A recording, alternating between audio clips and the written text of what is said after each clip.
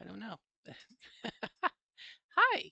Um, this is a video 890, and I'm not sure how long it is or how successful I'll be in getting my message across. But a couple weeks ago was the Trans Day of Remembrance, and before that was the Trans Day of Visibility, or Trans Week for some people of visibility. And um, the day of the Trans Day of Visibility, I put a post on my company wide. We have an internal, I've talked about it before. It's Microsoft Teams, if you're familiar with it. Um, and it's our internal, like, Facebook page. It's the only thing I can describe it as. It's exactly like Facebook.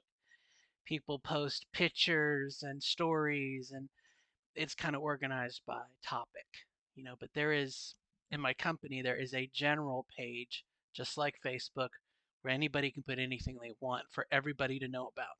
Okay. And, as part of the Trans Day of Visibility, I put a chat about myself and that, I'm transgender, and just as a, I did it because my company, um, as wonderful as it is, as it's like rated in the top five best places to work, LGBTQ, you know, um, my company did not say anything about Transgender Day of Remembrance or Transgender Day of Visibility. And so I was like, well, you know, if you're not going to do it, I am. And so I did. And I put some links in there to, what does it mean to be transgender. I put links to, like, the Human Rights Campaign, and actually my own company. The company has an inclusion and diversity department with, like, SharePoint sites and, ally information kits. I mean, just wonderful resources. But they just didn't put it on the main page internally. This is all internally. So about you know, and there were a lot of people who were like, "Hey, either, I don't know, Lord knows why they don't know I'm transgender, but oh, I didn't know. Thank you for sharing your story. Blah blah blah blah blah."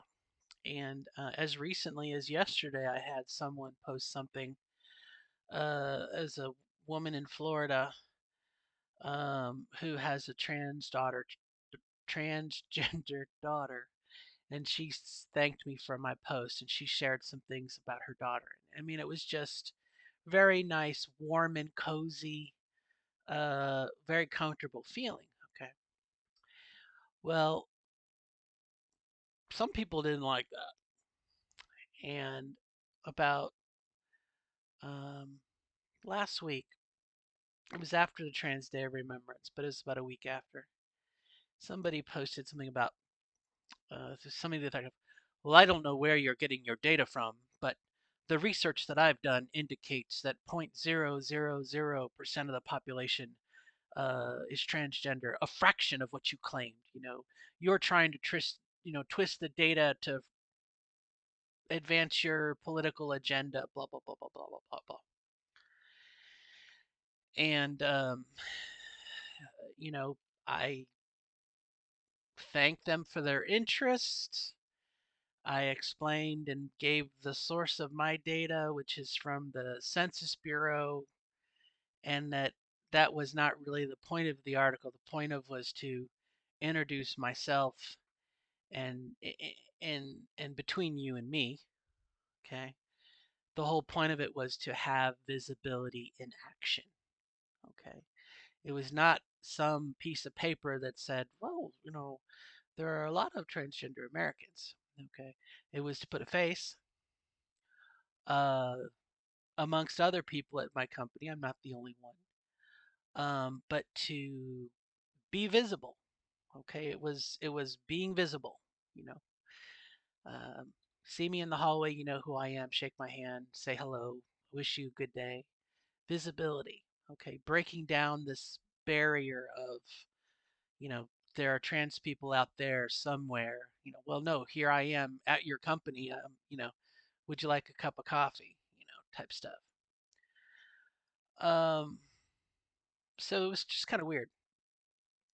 But then 2 days ago, after Thanksgiving, first day of Thanksgiving, when I got back, there was another post on it. And of course, now by this time, it's almost 3 weeks old, right? And there's oodles of other stuff on this page. I mean, people put, my dog had puppies and all sorts of stuff. This is like a, potpourri, a cross section of people. So someone else posted something about how um, it was something to do with the Don't Say Gay bill in Florida and very argumentative, but it was a piece of text that I've seen on Facebook a number of times. I've seen it pasted on when the Pride thing was going on, and this, over the summer. They posted it on the Pride page. We have a Pride group on this Facebook subgroup, okay? And it's this like piece of canned text, and I've seen it on Facebook. I've seen it on the Mama Bear's website, if you're familiar with the free mom hugs people.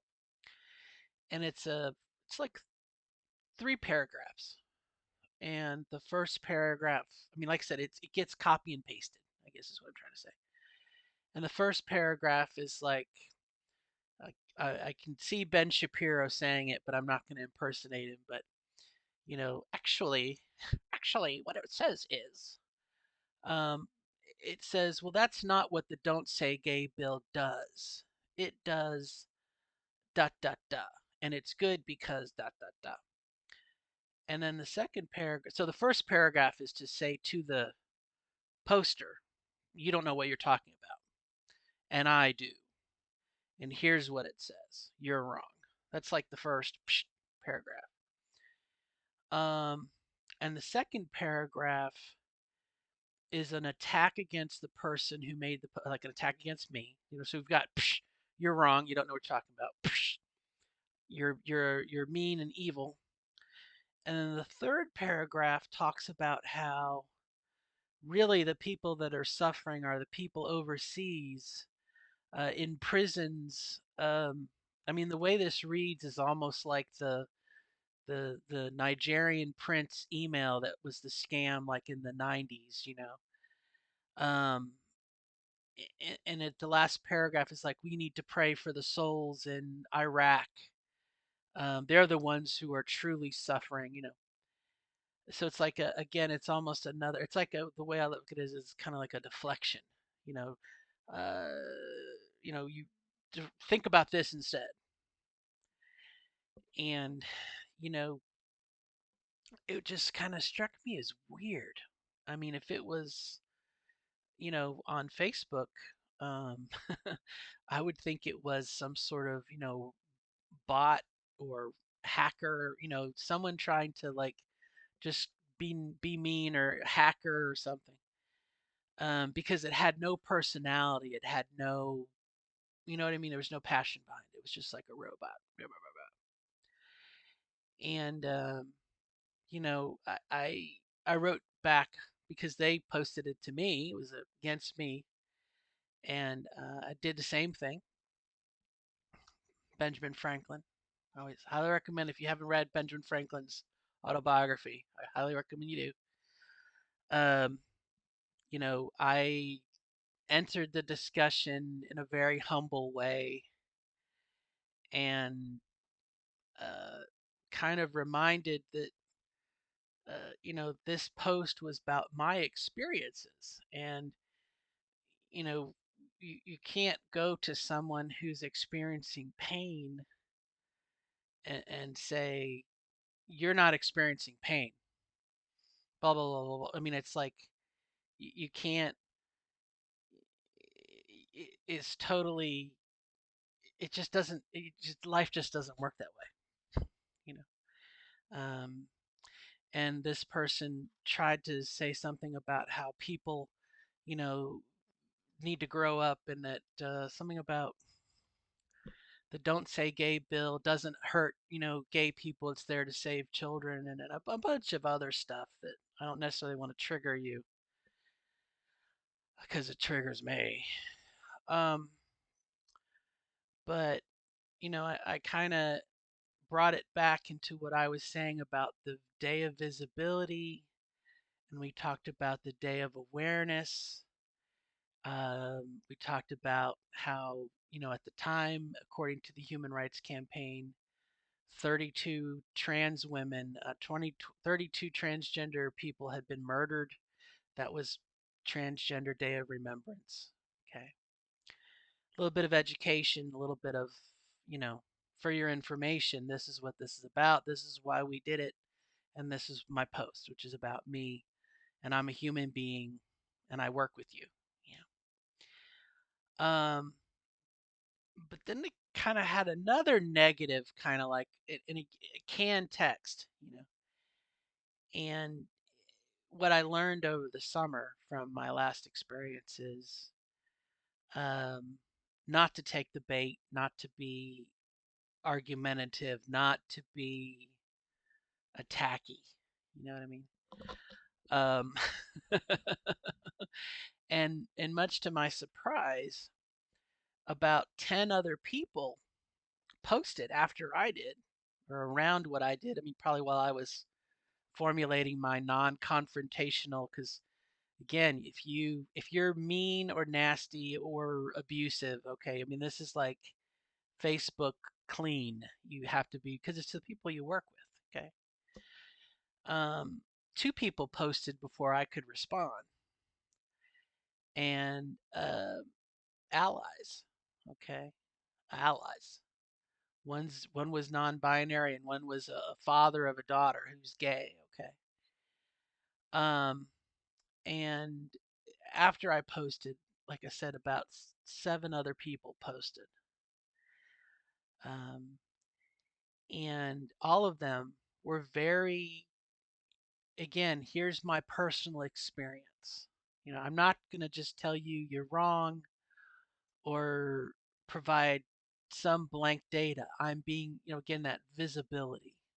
Okay, firsthand experience. Hi, my name is blah, blah, blah. I work with you and this is my experience. Well, I'm gay or I'm non binary.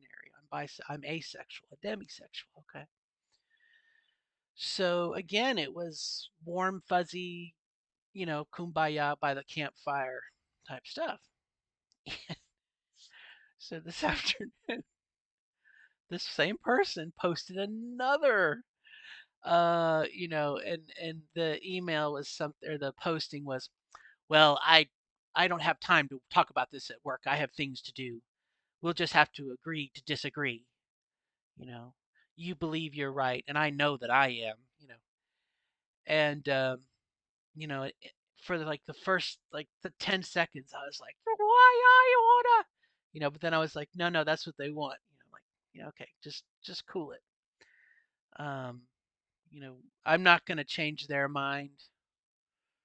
Um, this person obviously was, out of 1,000 people, someone who has already made up their mind, and uh, I'm not here to fight them.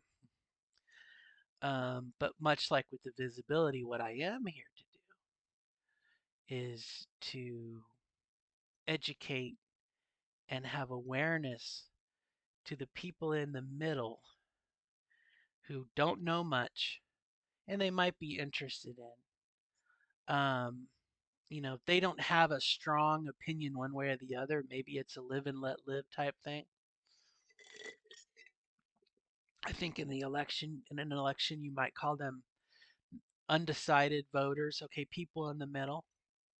You have people on this side, you have people on this side, very adamant. And then you have people in the middle who can be swayed. Okay. And it just, I wanted to kind of comment on it because number one, it happened. Okay. One transit middle age is my life. But I noticed the swing of how many people now um, just seem to be really cool. Okay, I won't say really cool with transgender, but seem to be really cool with LGBTQ stuff. Okay. Um, and that's a narrative that I've noticed in the last 10 years, 10 to 15 years.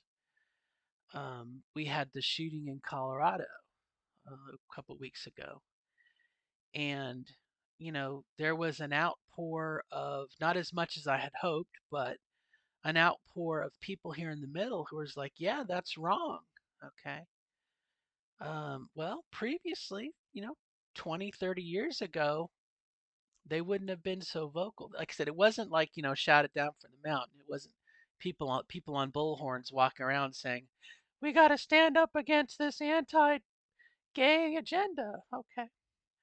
But it was enough of a presence that it kind of, like cooling rods in a nuclear power plant. You know, it was enough to slow down that reaction and dissipate that heat, that tension from the people who are very adamantly against gay stuff, trans stuff. Okay. And I just think that's something that to mark, I think it is a huge change, a huge shift. But I want to talk about some in that idea that things, like I said, things are not perfect. We're not done yet. We still have a long way to go. But I came across this article while I was eating dinner that I just want to share some talking points about, and I'll probably put a link of it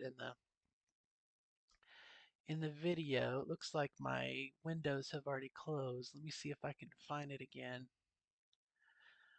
Oh man, I maybe I'll pause the video. Hold on. Okay, sorry about the pause. I did find it. So your screen's going to look a little white while I look at this text.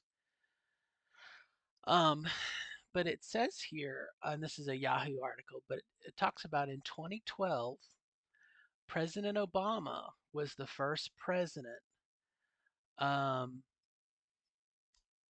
to really begin to support vocally same-sex marriage. Okay. Um, it was kind of, he was the first person to come out and kind of say, we're not going to, again, it wasn't a perfect story. But here we go. Here's why same sex, in the context of this, is there's a sort of a protection of same sex marriage bill that's passed the House, Senate, and it's going to the House. It's not perfect. It's not going to make same sex marriage, it could be better, but it's a step in the right direction. But it says here a major cause is that the arguments against same sex marriage proved to be weak. All of the fear mongering that was done about expanding marriage rights and the degradation of traditional marriage has been shown to be completely unfounded. Okay. And here's what I want to really point out. Others say the growing understanding that homosexuality is an inherent trait rather than a choice has made it harder to make the case that gay people don't deserve equal rights. Okay. And that's a huge point. Circle that. Okay. Um, there is an idea, and this is what got me in trouble last time on our internal page at work, because someone said that me being transgender was a choice. And after I explained to them that they're welcome to their opinion, but if they really want to know what's happening and they want to talk to the source, I could assure them that being transgender, as a transgender woman, it is not a choice. It is not a choice that I have. I had the choice to ignore it, but it was there all along, you know. And so I guess the thing is that, and here's where the religion comes into it, because people will say, well, it's my religious views, and the get out of guilt free card that I've seen is the expression. Um, love the sinner, hate the sin, or hate the sin, love the sinner.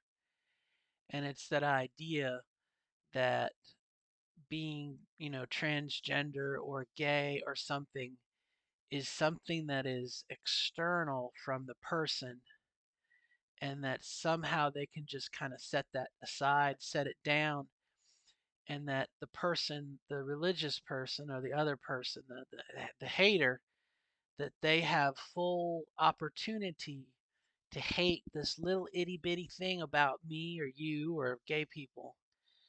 Um, they're going to hate this cup. They're going to hate our gayness or our LGBTness, but they're going to love us. Okay, love the sin, love the sinner, hate the sinner, something like that. And that is just total bullshit. Doesn't I mean, this is not like a hat that I can put on my head and just take it off. I am, you are, we are who we are. You can't separate, me as a human being and my gender dysphoria. You know what I mean? You can't separate those two. We are together. And so if you hate homosexuality, guess what? You hate the homosexual, okay? Or in my case, if you hate transgender ism, for lack of a better word, you're gonna hate me. You know what I mean?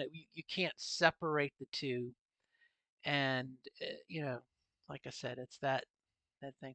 But anyway, so that's kind of the point here in the article. Is it says here that again, it's an understanding by these people, this mass of people in the middle, that it's not a choice.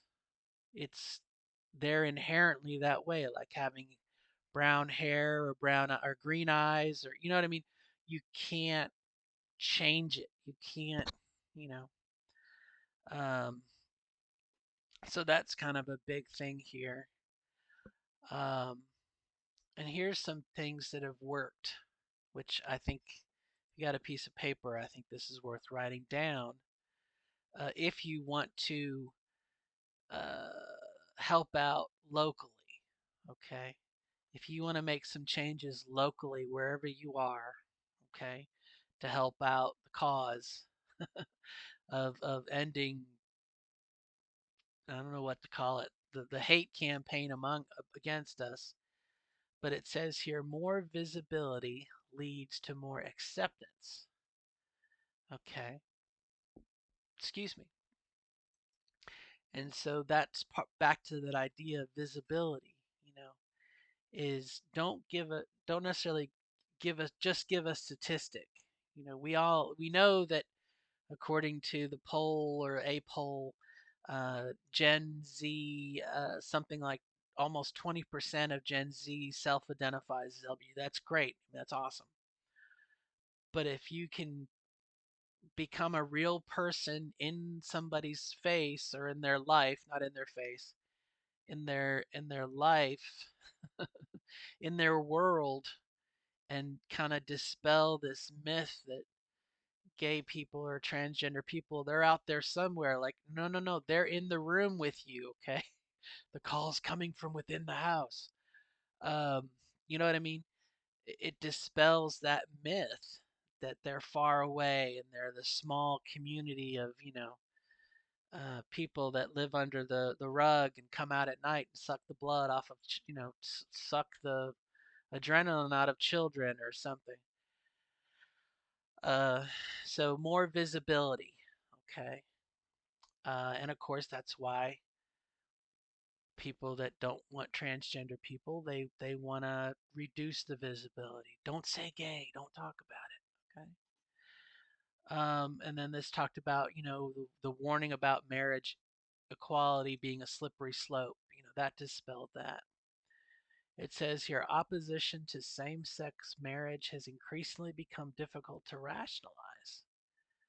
Um, that's the same thing with transgender. I mean, again, it's not um, when I see an article It's been a couple months, but I'm sure there'll be some soon. Um, about fairness in women's sports. You'll see some recently in the process of transitioning trans women, my size, 6 foot tall, probably more muscular than me. Really a buff, recently transitioning trans woman, and they'll put it next to this little itty bitty girl thing, a small cis girl in theory, and say, that's, see how this is terrible, you know, but that's a myth, you know. Um, we're talking about kids in, you know, before they hit puberty, and kids kind of look the same when they're that young, and so it's not, you know, I guess the argument is taking the extreme when in reality it's not that way. And so again, more visibility, more education, more dissemination of credible information. Okay. Um, so I think that's again going to be the way to go, or a good way here. Let me just scroll down here. Um, I think this is the rest of this is mostly going to be too much focused on gay marriage, so we'll close that for now. So anyway, um, you know, my observation is just again that this people in the middle have kind of like moved over, and then you have Gen Z, lots of Gen Z people who seem to be very flexible. President Biden says the most open minded, the most judgment free, the hardest, the smartest, hardest working generation. Not that he's pandering to people, but, um, you know, that's the future. And so, that's kind of it, I think, for my talk. But, there is definitely an element of, and I don't want to make it oversimplify it, but there is a political party that likes to thrive on fear mongering, okay? And uh, transgender people were the perfect scapegoat for that. We're the perfect boogeymen. We're the perfect, ew. Um, you know what I mean? I mean, the I mentioned this statistic too, something about national spending in the midterm election. It was some $50 million that was spent on advertising. Um, breaking down the Republican spending by genre, and anti-gay, anti-trans advertising was something like $50 million. Okay, that's how much of a threat you and I are. Okay, because they need a boogeyman. They need a scary person that's gonna give people the willies. Okay. Um, I had an experience yesterday where um, a woman said something about me being transgender and expecting everyone else, and this was not at work. Let me preface that, okay? Um, uh, and expecting, the room, these people in the middle, to go, ooh, ah, icky, gross. And that's not what happened, okay?